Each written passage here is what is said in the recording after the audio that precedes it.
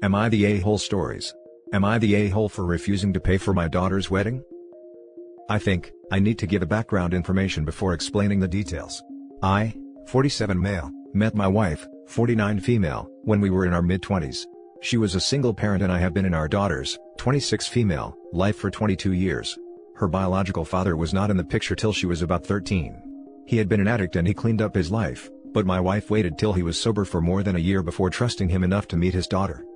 My daughter grew distant from me, and we took some time to adjust the dynamics of our relationship. We did a lot of family therapy. She adores her father, they both are charming, sporty and outgoing people, while I am more of an introvert and bookish in my interests. We still had a great relationship, but I went from being her sole father figure to being just her stepdad. It was hard, but I knew that she had every right to spend time with and bond with her father. She got married when she was 21 and just out of college, and I paid for most of the wedding. Her best friend during her speech thanked her father for paying for the wedding. I was a bit irked by that, but I chalked it up as a mistake, but my daughter went ahead and posted the same thing on social media. My wife had been furious, and wanted to confront her about it, but I have always abhorred confrontation. It was not an expense we had to make huge sacrifices for, and it was not like she was going to get married again. Her marriage fell apart in just a year. Last week, we were FaceTiming her and she came out to us by, and introduced us to her fiancé. I think we handled it pretty well. We were very surprised, but we told her that we loved her no matter what, and that we hoped we could meet her fiancé after the pandemic. Yesterday, she FaceTimed us and asked us for some money for the wedding. We still feel a bit wounded about what happened during the last wedding, and refused to fund this one. She went really quiet, and then started shouting at us for being homophobic, and not recognizing that what she had with her girlfriend was real. She then started crying and cut the call. We tried calling her back, but she rejected our calls. I really can understand how difficult it is to come out. I am bisexual too. I have only come out to my wife 10 years into our marriage. I knew my parents were never going to accept me if I came out. And even though we had a good relationship till they passed away, it gnawed at me that if I had fallen in love with a man, they would have disowned me. It is a corrosive feeling and it makes you second-guess everything. I think she has similar worries about her father, who is a bit more religious, and comes from a very religious background. I feel we have stepped on a landmine, and when we refuse to pay for the wedding and by refusing to get on it, she will forever question if we support her by holding a petty grudge. Now for the top comments. Not the a-hole. You paid for one already. Her orientation isn't part of the equation. Her lack of graciousness towards you is. Don't allow your guilt over your own sexuality and family drama weigh on the actual issue. She got a wedding to whomever she wanted, and she snubbed you afterwards. Even if she hadn't, it's a huge social ask to foot a second wedding for a child.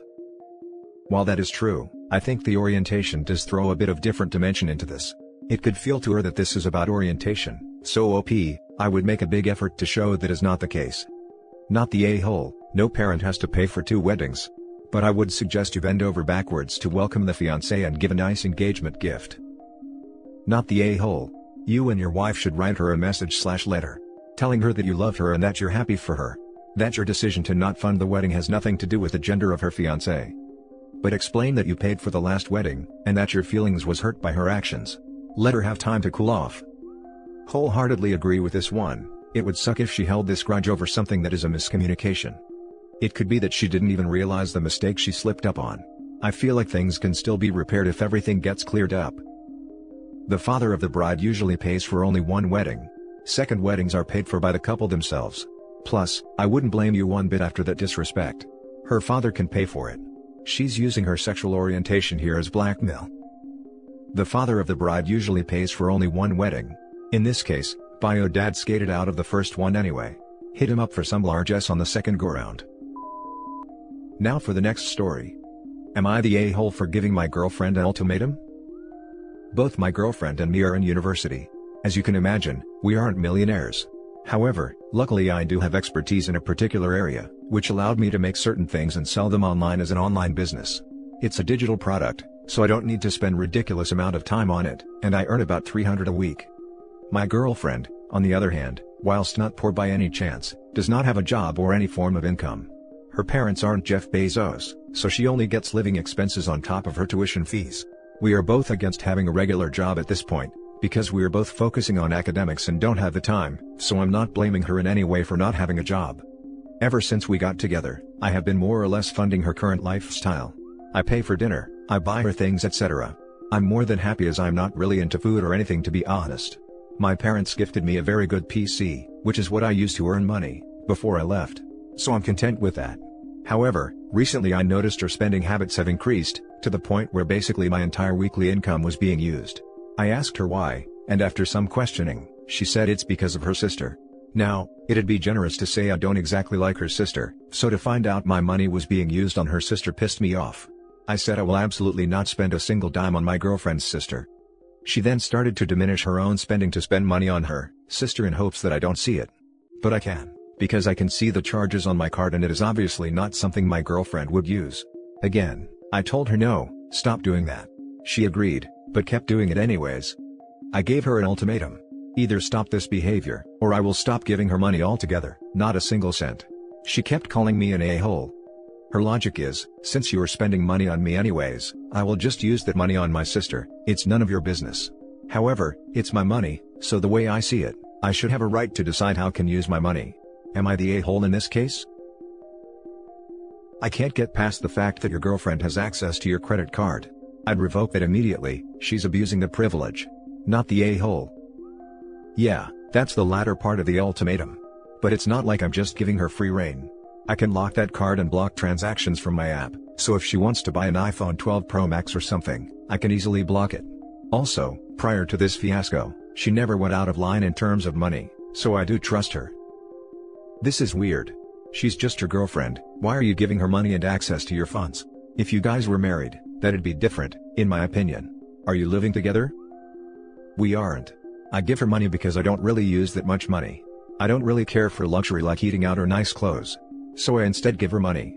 She doesn't spend a ridiculous amount, maybe 70 to 100 a week, that's why I was fine, until her sister came in the picture.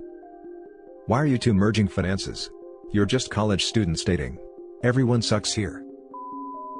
The next story is titled, Am I the a-hole for telling my husband that he's not going on the yearly trip this year? Back when my husband was 16, him and his 3 closest friends started a yearly camping/kayaking trip. The trip is always at the end of July and usually lasts 3 days. Over the years, the trip has gotten bigger with the addition of wives and new friends. It doesn't matter to the guys, as long as they get their trip and get to spend the weekend drinking and escaping from responsibility. They are now 13 years in. Every one of the boys, besides my husband, has missed at least one. This always coincides with pregnancy of their wives and they stay home with her. I have been on 6 of these trips. And no, COVID didn't stop the trips, as we can and did, distance during it. Well, the year has finally come. It's our turn to miss. I am due in the middle of July, so I won't be pregnant during the trip, but I will have a newborn. In our group chat we have for planning the trip, everyone has started putting plans together on location. I've talked in it, asking for them not to go to a specific place as I really want to go, and we have agreed to hold that place off until next year, but my husband said they should all go to this other place. I reminded my husband that he couldn't go this year. This sparked a fight between hubby and I, where he said I wouldn't be pregnant anymore so there's no reason to miss. I told him we will have a few-week-old baby at the time, that I needed him home. He threw a fit saying he has never missed a year and he wasn't going to start when I could have my mom come help me. I called him an A and told him he wasn't going this year. We ended the argument in a we will see. I'm now getting crap from his family, and one of his friends saying I can tell him he can't go. And that I'm being a needy witch. 2 of his friends are with me on this, saying he needs to step up because this won't be the only thing he will miss being a parent. Am I the a-hole? Now for the top comments. Not the a-hole. They're all the a-hole for thinking it's okay to leave you alone with a newborn. What if OP needs an emergency C-section, or there are any other complications? Knock on wood there aren't. Besides, isn't bonding with a new baby sort of a thing? Not the a-hole. I'd love to understand the logic behind calling you needy. You will have just given birth to new life. Of course you will need help. His family and his friend all need to get their head out of their butts. Are they going to help you instead? Because if not, they all need to shut up and mind their own business. You even stated that friends over the years have missed because of kids. If this is how your husband is reacting to you birthing his child, he needs to get his priorities straight. Not the a-hole. Not even that she will need help, it is 50% his child, and he holds just as much responsibility for caring for their newborn baby. Shoot, why doesn't OP let him know she'll be going on the trip and leaving him home alone with their newborn baby, that is just as much his baby as it is hers? Obviously that is ridiculous, about as ridiculous as him wanting to leave OP when she will likely have a newborn, or possibly be about to have one, but maybe that would put it a little more in perspective. I roll. Not the a-hole, but why did you decide to have a child with this man? He clearly doesn't want to be a father and is not ready to be one. This is his kid and yours, not yours and your mother's. And what if something went wrong during labor and you couldn't take care of the child / still be in hospital? He clearly doesn't understand the work that taking care of a newborn represents. He needs to step up as a father and husband, or you need to leave. Op might not even have given birth by the trip. If she is due mid-July, up to 42 weeks pregnancy is possible. Now for the last story. Am I the a-hole for overruling my husband's veto, and inviting my mom to stay with us for 3 weeks after our baby is born? I am currently 6 months pregnant with my first baby. My husband and I have been married for 3 years and have a happy marriage overall. With our baby coming in about 3.5 months, we're both nervous and excited, as any new parents would be.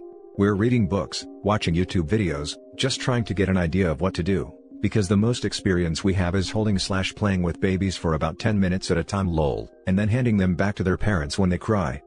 The part I'm most nervous about is how awful the first month or so is going to be. My doctor says that I am likely to be a scheduled C-section, because of some health issues.